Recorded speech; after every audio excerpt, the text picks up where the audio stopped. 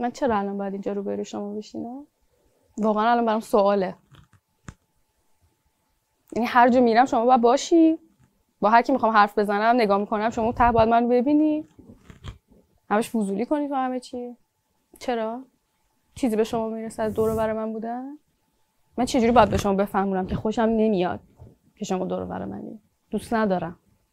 بعدم به نظرم بهتره یه ذره یه نگاه تو آینه بندازی، بعد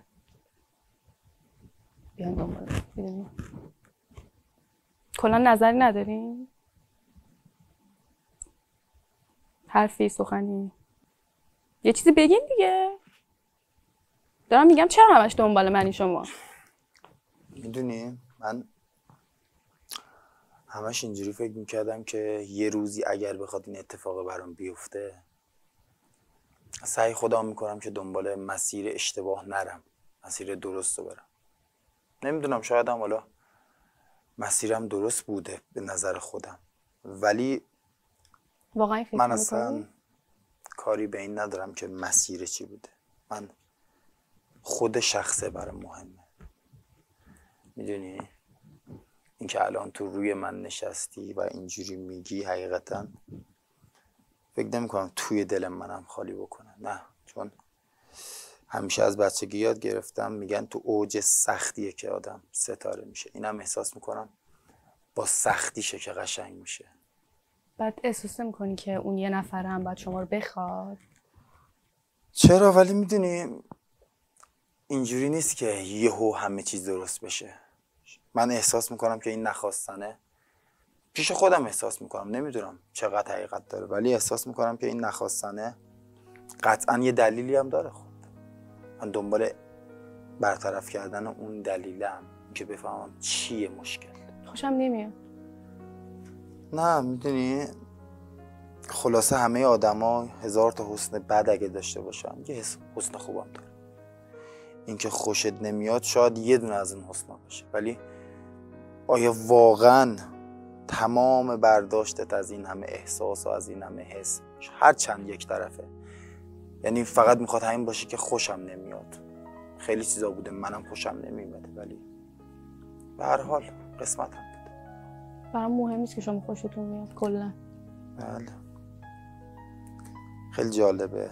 بعد من داشتم یه فیلمی میدیدم چند وقت پیش، شخصیت اصلی اون فیلم یه چیز تو مایه های شما بود. یه ذره حرف زد، من هی خواستم چی نگم، هی سکوت کنم، ولی نشد، چون شخصیت اصلی فیلم یه جوری حرف میزد که احساس میکردم خیلی دختر مظلوم و خیلی دختر خوبیه و خیلی بهش ظلم شد.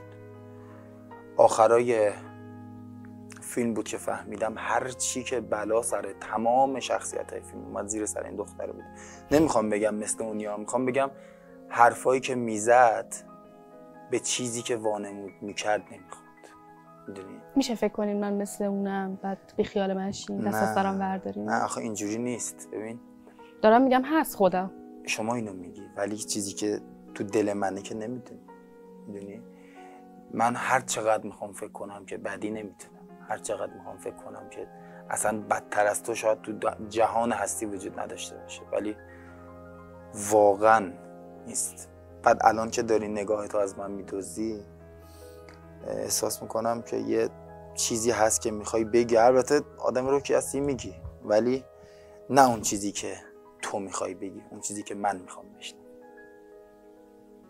الان احساس میکنی که من میخوام چی بگم نمیگم؟ نمیدونم. اگه میدونستم این قابلیت رو داشتم که تو ذهنتو بخونم مطمئن باشم وضعیت این. آخه هزار دفعه گفتم دیگه خیلی ذهن خالی لازم نداره. نه اون چیزی که تو میگی، نه اون چیزی که من میخوام بشنوم.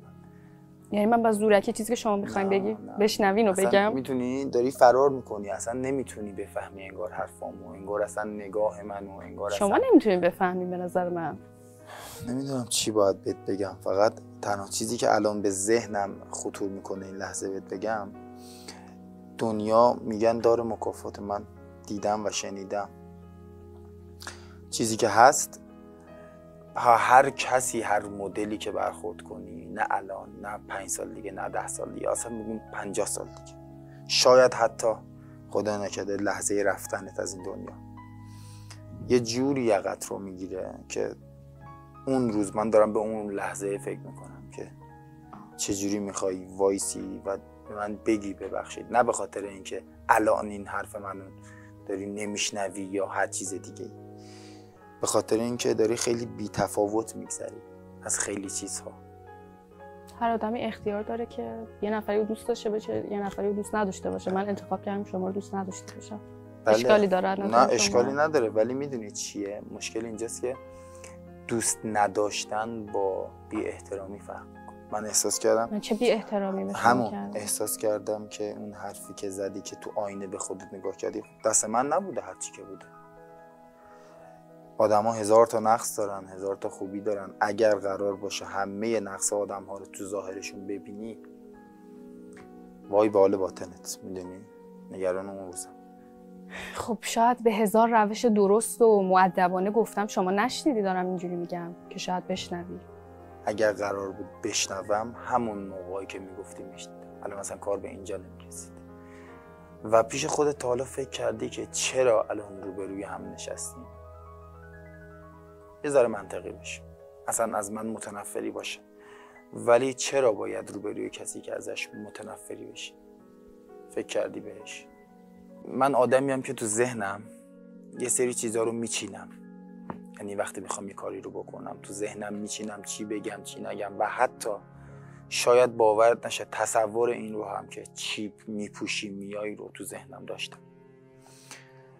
و الانم که دارم حرف میزنم فکر نکن سناریوی شب چیدم، نه، کلا اخلاقم همینه که هر اتفاقی که میخواد برام بیفته تو ذهنم میچینم. میدونستم الان میشینی روبروم همینا رو میگی، و حتی میدونستم وقتی میخوای اون حرفم بهم بزنی دست به سینه. ولی چیزی که من میخوام بهت بگم شاید به همت بریزه، شایدم نه، اتفاقی تو ذهنت رقم نزن. ولی میدونی من همیشه فکر میکردم این اتفاق بهترین اتفاق میتونه باشه، یعنی به نحو احسنت، هم برای من هم برای تو. و هیچ وقت فکرشو نمیکردم که یه روزی برسه که ندیده نشناخته قضاوت بشم. و الان خیلی ندیدم نیست. نه آخه دیدن این که صرفا فقط جهت رد شدن باشه از کنار هم دیدن اصلا نمیشه. نه، منظور من اون دیدن نیست. بالاخره باید تو برخورد اول به دل آدم بشینه طرف دیگه، میدونی؟ شما این قابلیت رو نداری. بله یه کاریزمایی میخواد. میدونی کاریزما اینه که وقتی تو چشمات نگاه میکنم یا اگه تو چشمام نگاه کنی اون برقه رو میبینی. مهم اینه که شما به چشمای من نگاه نمیکنی، شما یا اون برو نگاه میکنی. نه نمیتونم شاید منظورمو بهت برسونم، یا سطح سوادم نمیرسه، یا نمیدونم من دارم احساسی حرف میزنم شما داری منطقی میبینی، نمیدونم. میدونی من از بچگیم به چیزای زوری عادت نداشتم. یعنی همیشه توی خانواده‌ای زندگی کردم که اونا یه سری چیزا رو بهم تحمیل کردن. یعنی حتی چیزی که میخوندم، درسی که میخوندم، به من گفتن مثلا برو تجربی یا برو ریاضی که بخوای مثلا مهندس بشی، دکتر بشی، پرستار بشی، از این جور چیزا. منم اولش رفتم، ولی خب تا پیش دانشگاهی ادامه دادم. اونجا دیگه هر کاری میکردم اصلا نمیتونستم سر کلاسا بشینم، انگار همش فرار میکردم از کلاسا. یه کار میکردم استادا بندازنم بیرون. از اونجا به بعد تصمیم گرفتم راهی که میخوام رو برم، یعنی هنر. بدون اینکه حتی یه دونه کتاب هنر داشته باشم، یه دونه کتاب هنر نزدیک ببینم، پا شدم رفتم کنکور هنر دادم. رفتم اون دانشگاهی که میخواستم درس بخونم.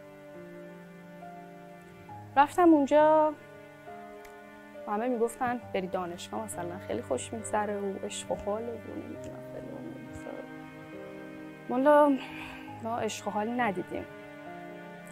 از اون اول که رفتیم بیشتر خودتون میدونید دیگه، یه بالاخره یه دوست عزیزی بودش که همش بود، میدونین همش بود.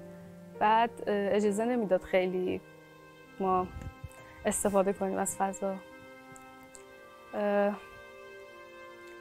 حالا من اصلا تو فاز عاشقی و نمیدونم اینجور چیزا نبودم، یعنی هیچ وقت نبودم. همیشه سرم تو درسم بوده، کارام بوده، تو زندگی خودم. یه روزی تو دانشگاه تو حیاط نشسته بودم، بعد همون دوست عزیزی که گفتم ایشون اومدن شروع کردن حرف زدن طبق معمول. حرف زدن. من سعی کردم که یه جوری بپیچونمش طبق معمول، بازم برم سر کلاسی بشینم، با اینکه اصلا اون کلاس هم برام مهم نبود. رفتم سر کلاس هم نشستم.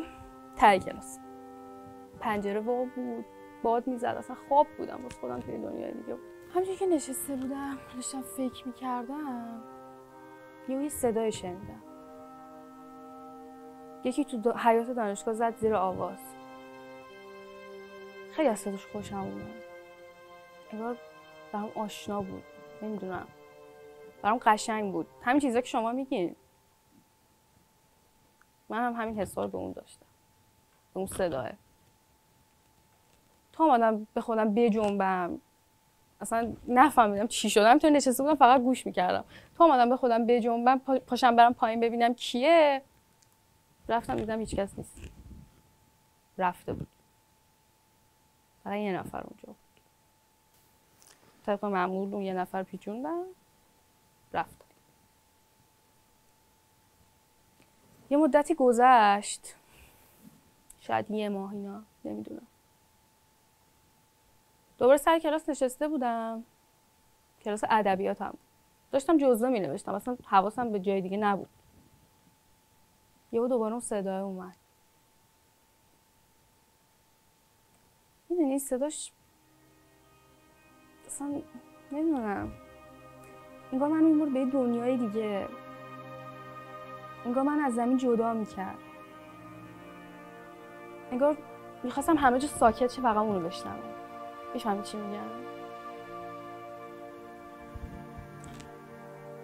دیدم تو خواب وقت سحر شاهزاده زرین کمر نشسته بر اسب سفید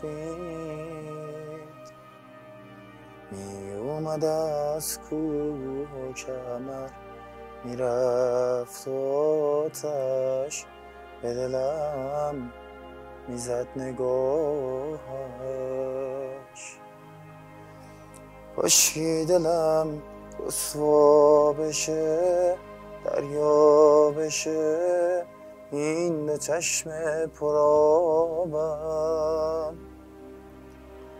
روزی که بختم باز بشه پیدا بشه اون که اومد به خوابم شاهزاده رویای من شاید تویی اون کس که شب در خواب من آید تویی تو از خواب شیرین ناگه پریدم او را ندیدم دیگر کنارم به خدا جانم رسیده از غصه بر لب هر روز و هر شب در انتظارم به خدا.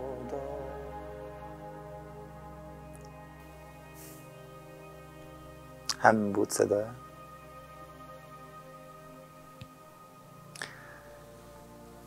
دیدی بهت که گفتم آدم ها همه چیشون هیچ وقت بد نیست، هیچ چیز خوب هم پیشون پیدا میشه. حالا من ازت باید بخوام حرف بزنی. آره حرف بزن میشنوم. نه میدونی نمیدونم، نه من نشستم که بشنوم. بگو لطفا. میدونی الان دارم به فکر میکنم که من چرا انقدر باید بدبخت و بدشانس باشم که کسی که ازش متنفرم و کسی که دوستش دارم دقیقا یه نفر باشه. همینه. من نمیتونم شما دوست داشته. پس باید یه کاری کنی. یا صدامو فراموش کنه یا منو دوست داشته باشه. جز این راهی نداره. ترجیح میدم فراموش کنم.